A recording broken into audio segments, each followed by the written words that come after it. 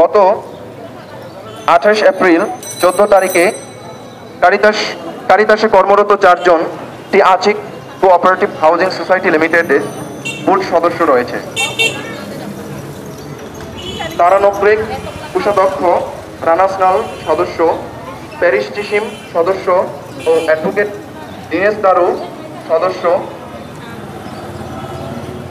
তাদের জন্য সংস্থা থেকে একটি কারণ দর্শানো পত্র দেওয়া হয়।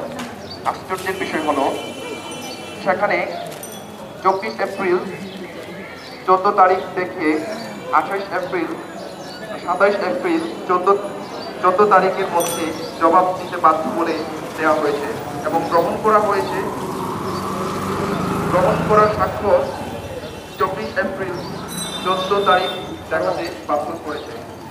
আমাদের প্রশ্ন হলো 28 এপ্রিল 14 তারিখ পত্র দিয়ে 27 এপ্রিল 14 তারিখ জবাব দেওয়ার শেষ সময়